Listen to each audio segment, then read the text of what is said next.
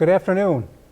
I'm your town moderator, Tim Goddard, and I'm joined by our interim town administrator, Ryan Ferrara. Welcome, Ryan. Thank you. And this afternoon, we're going to be previewing the warrant for the May 1st annual town meeting. And as always, I think by now you probably received in the mail a copy of the town meeting report, which contains descriptions of the articles and the potential motions that we think will be offered under those articles, and also, brief explanations by the various departments of the articles. On the program this afternoon, we'll be joined by a number of department heads who can explain in more full detail the actual, content of the articles and what the aim is, what the goal is for each of the articles. So as always, we're having, I shouldn't say as always, the annual town meeting is at the Charles K. Gymnasium, Monday, May 1st, 7 p.m. And we will start the meeting off with our usual call of the articles, whereby we will try to bundle together a number of non-controversial, kind of perfunctory articles and take a single affirmative vote approving those articles if the voters so agree, and thereby kind of setting aside the mandatory stuff, the easy stuff, and giving us more time to deal with some of the more difficult, I don't want to say controversial, or more substantial articles. So that's how we'll be handling. I'll be noting as we go along some of the potential candidates for that procedure, but you'll get an explanation today of everything that's on the warrant. And as always, even when there's a consent calendar, if any voter, and I mean any voter, a single voter wants to hear a debate or has a question about something on the consent calendar, it's their right to do so. And by no means should anyone feel embarrassed or shrink from that. If they really have a sincere question, we want to get that out before town meeting. So why don't we start with the warrant, and I'll jump on the first two articles, Ryan, before I'll turn it over to you. Town officers, there are a number of mandatory town officers that are selected at town meeting, fence viewers and sealers of weights and measures, things like that, that normally is part of the consent agenda. It's not a controversial article, and we're actually looking forward to perhaps having the select board make those appointments at a regular select board meeting rather than doing it annually at town meeting. But for now, it's on the warrant, and we expect it'll pass as part of the consent agenda. Article 2 is the annual report. This refers really to the annual reports of departments, committees, department heads that come in you might remember the book, the annual report of each of the departments. Town meeting is required to accept that, not to approve that, but to receive it and take a vote, doing so. It's really not the opportunity to hear annual reports from various boards and committees. They've had that opportunity to submit an annual report. So it's really, again, a perfunctory article. We expect it to be part of the consent agenda. And now I think we've got a number of financial articles coming up on the warrant, Articles 3 through 9, that I know the finance director will speak to, but maybe you could just kind of address them in general, Ryan. Well, thank you, Tim. To talk about those articles, starting with Article 3, will be the town's finance director and town accountant, Patty Moore. Thank you, Ryan. Article 3 is for the payment of bills from prior years. It requires a 4/5 vote. We have a couple of small bills that we have to get paid for the prior fiscal year. Article 4 is the fiscal 24 operating budget. We're looking to appropriate about $55.5 million. This is the fund that basically calculates your taxes. Article 5 is the spending approval for the various town revolving funds. We have to vote this every year. Article 6 is the water enterprise fund. We're looking at about $8 million for fiscal 24 for this. Article 7 is the sewer enterprise operating fund, looking for about $500,000 on this one. Article 8 is to amend the fiscal '23 sewer operating fund. We have a slight shortfall in there, and we have money that we need to transfer in just to cover that. And Article 9 is the fiscal '24 capital budget, which is a little bit over $1 million. Back to you, Ryan. All right, next up, we have Article 10, and Ryan, do you want to explain that? It has to do with the Indian Hill Music School that the town purchased at the special town meeting in February, but can you explain what's happening there? Thank you, Tim. As many of you may remember, at the February 15th special town meeting, the town voted to purchase the Indian Hill Music Center for $3.5 million. The town is now in possession of that building, and we have hired a owner's project manager and architect to advise us to go through the building and to advise the town regarding the cost associated with the rehabilitation of the exterior and interior of the facility. We're hoping to get that number in soon and likely be presented at our Monday select board meeting. And at that time, we'll be able to have a better sense of what that number will be, and with the intention of, again, going forward and basically buttoning all of that up for the next few months as we have to put forward construction and design on that rehab. So as of now, we do not have an official number for that, but we would be presenting that to the select board and the finance committee, and of course presenting it at town meeting at that time. So with that, we're going to go back to Patty, who is going to introduce Article 11. Thanks, Ryan. Article 11 is the fiscal '24 community preservation budget, and basically this is allocating the funds that we collect via our tax bills, as well as the money that we receive from the state as the match. Over to you, Ryan. Next up, we have Article 12, which is a familiar one to people that go to town meeting. This is the annual appropriation for LCTV. Ryan, would you like to speak to that? Sure. So this is an annual article that we use to fund the LCTV activities. This is to a vote to appropriate $413,203 to allow LCTV to operate in fiscal year 2024, which begins July 1, 2023. So this is, again, sort of a standard article, will likely be on the consent agenda as a funding source for LCTV in fiscal year 2023. And with that, I want to turn that back over to Michelle Viebert, who will be talking about Article 13. Thank you, Ryan. On November 1st, 2022, Town Meeting approved a new compensation grid for Schedule A bylaw non-union employees. The new grid was amended by changing the range of grades for positions from 1 to 15 to 1 to 24 to become effective on January 1st, 2023.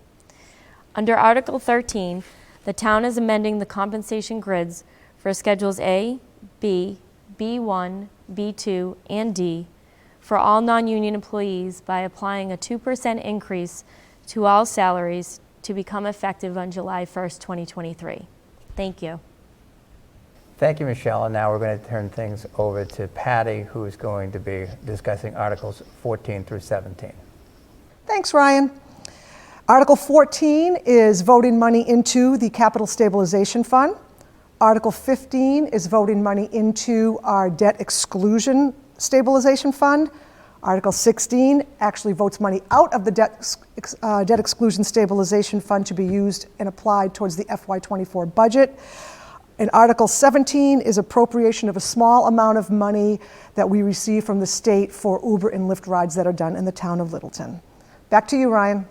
Thank you, Patty. Now we're going to turn things over to our DPW Director, Steve Yonley, who is going to be discussing Article 18. Thank you, Ryan.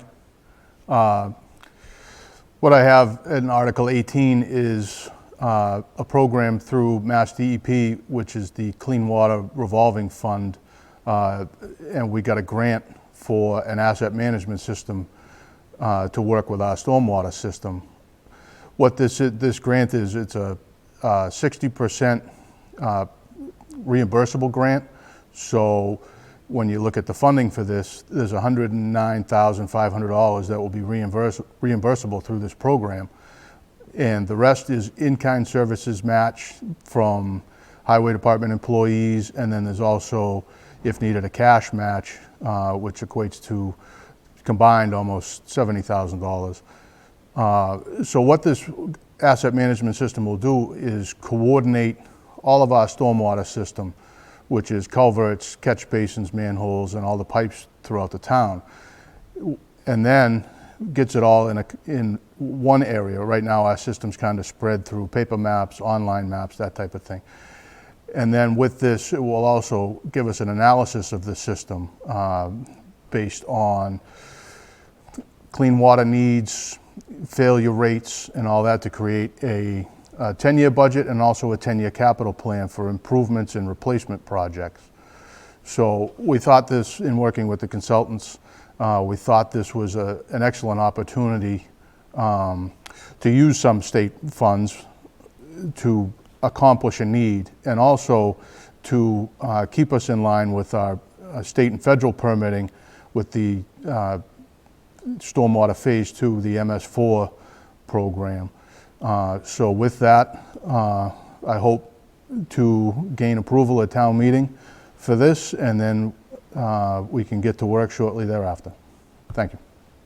All right, next up we have Article 19, which has to do with joining up again with the Neshoba Associated Boards of Health. And Ryan, can you speak to some of the mechanics here? Sure.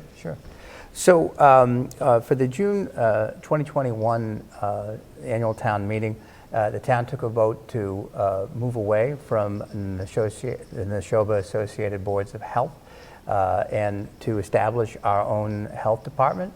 The town still intends to do that. We've had been trying to hire for that position for a while now, and now we're looking to actually upgrade that position to a director of public health. So with that, we still are looking to continue our relationship with the Neshoba Boards of Health. We still have a short one-year contract with them to extend that service. But the Neshoba Boards of Health are asking that we go forward with this motion, an article, town meeting, so that we can stay with them for another 2 years during the process by which we are bringing on and essentially developing a department from scratch. So we want to make sure that we can do that and do so successfully, and are asking to partner with the Neshoba Boards of Public Health to be able to allow us to do that. So that is, again, it's a little bit of a change from the prior article, and asking for town meeting to amend that earlier vote that they had taken back in 2021. The next article is Article 20, which authorizes the use of electronic tabulators at town meeting. One of the things that we're seeing throughout town meetings, both in representative and open town meetings in Massachusetts, is the use of automated tabulators. So we're looking for authorization at this meeting to move forward with this. Our tentative plan would be once, if the town meeting were to approve this article, Article 20, then we would move forward and begin to examine what our options are and talk to different vendors, and then in all likelihood come back at the fall town meeting, a special town meeting, and ask for funding for those tabulators, and then hopefully to come forward in the annual town meeting next May, in May 2023. I'm sorry, 2024. So That's right. the years A year go from by, now, yeah. that's right. To actually have the automated tabulators in place at that time. So really, again, all this does at this time, it doesn't provide any funding, it's just the authorization. We would then proceed forward and seek to get additional information and partner with a vendor who can provide us with that service. So Yeah, I think it's an idea whose time has come. I know that Right.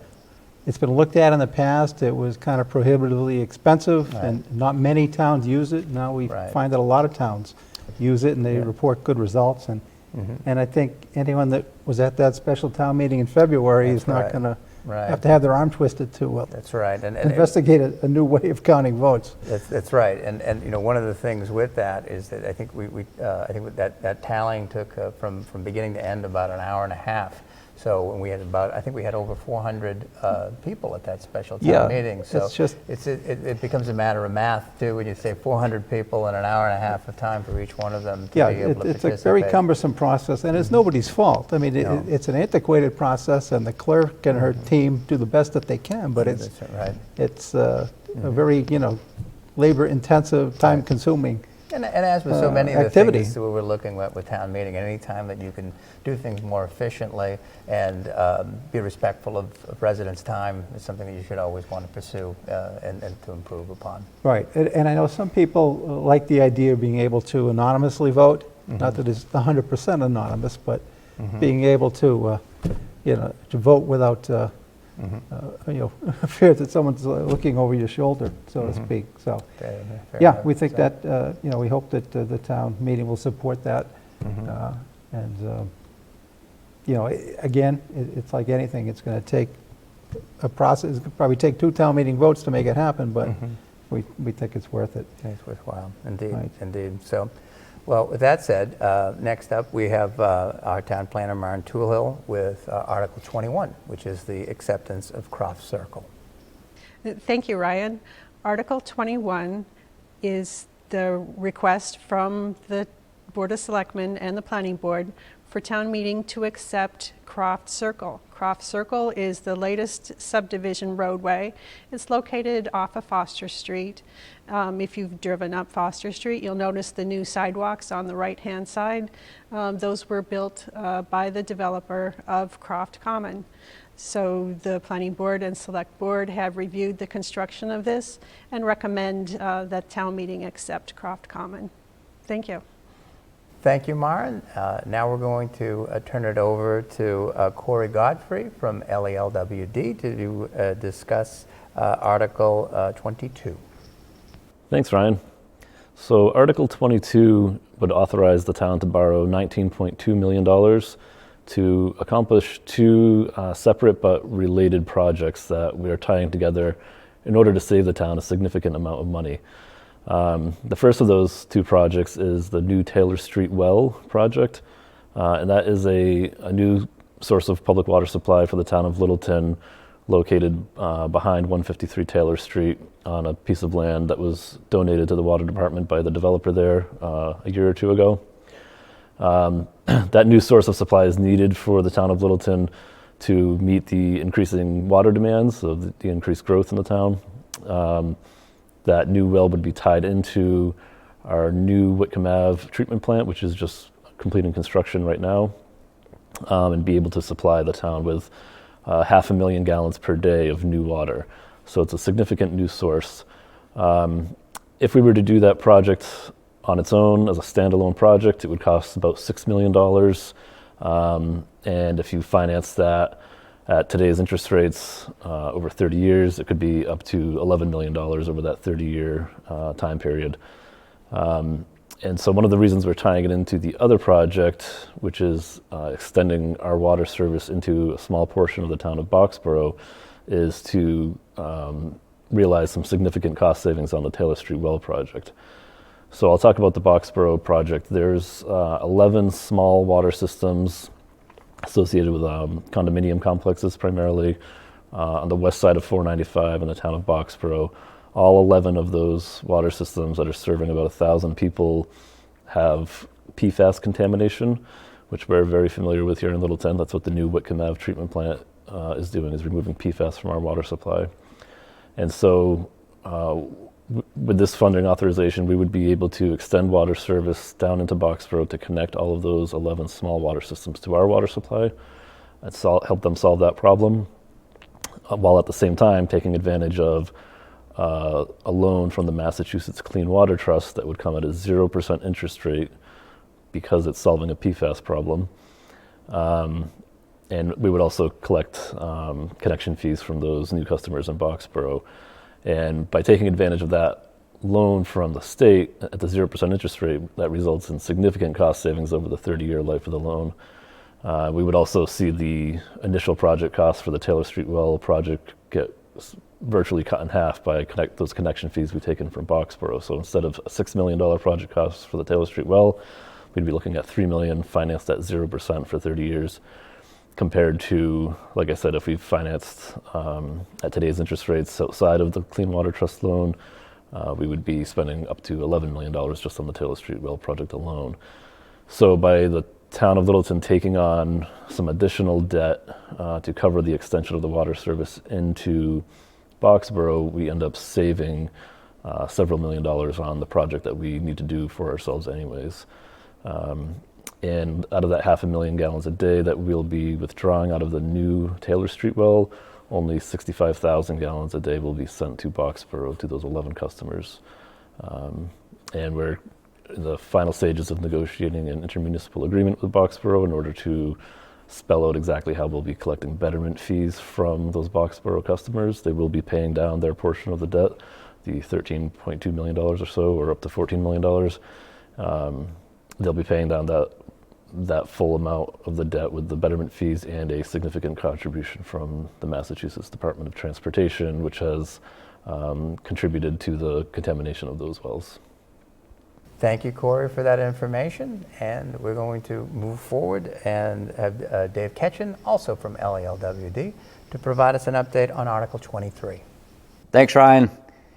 Article 23 proposes to amend the borrowing article from the special town meeting in 2021 for sewer construction from $25 million at an increase of $4.4 million to $29.4 million.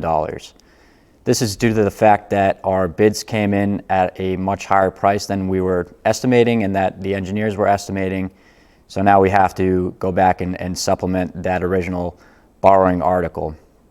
With that being said, I am pleased to update everyone that construction has begun on the recharge site, the leaching field at the high school.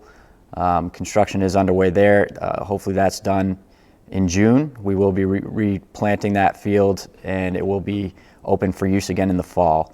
Also, we are starting to prepare the 242 King Street site, which is the wastewater treatment plant facility site. Demolition of the barn on that site is beginning to happen, and it should be completed by town meeting essentially. With that being said, we still have yet to award contracts for the collection system and the treatment facility due to this lack of funding and bids coming in higher than expected. And we really, we didn't expect this to happen.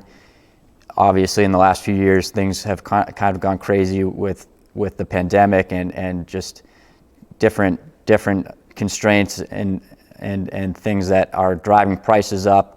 We received less bids than we were hoping for on the collection system. There's a lot of work out there, and everyone's up against these same constraints. So, with that being said, we're asking for this additional $4.4 million to supplement that. This will get us to the ceiling of the loan application that we filled out with the Clean Water Trust, which offers us the low interest rate loan at 1.5% payback, which would be a huge benefit to acquire that. This is a not to exceed number, so hopefully we don't have to use it, but just to account for different construction contingencies, change orders throughout the process. If we had this money already at hand at a low interest rate, it would be really, really wise for the town to approve this. And back to you, Ryan. Okay. All right. And the final article on the warrant is Article 24, budget line item transfers for the fiscal 23 budget. Ryan, could you speak to that? Sure. So we typically put this in as a placeholder. When the town meeting warrants put together, there may be other things that come up that require transfers in the current fiscal year. At this time, we don't believe that there's anything that we will need to transfer over that would require a town meeting vote, and as such, we may be pulling this article for our May 1st annual town meeting. All right, very good. Well, that's the warrant. 24 articles, and we think a number of them will be bundled in the consent agenda. And a lot of the rest of them are kind of annual authorizations, reauthorizations, kind of perfunctory business of government type things. There are only a few that I think will generate significant discussion. So, you know, fingers crossed, we're not going to be there till 1 o'clock in the morning, certainly. And just to remind you that the town meeting will be on Monday, May the 1st. Starts at 7 p.m. at the Charlie K.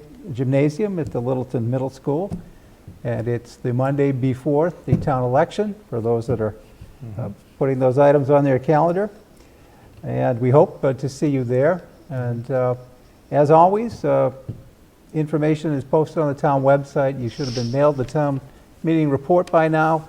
If in the interim anything comes up, if you have a question, I know that the town administrator's office will be eager to take your questions, or certainly I'm in the book too. If people have a question about procedure, happy to try to answer that for you. So with that, I guess we'll sign off for this afternoon, and we hope to see you at town meeting on Monday, May the 1st. Thank you. Thank you.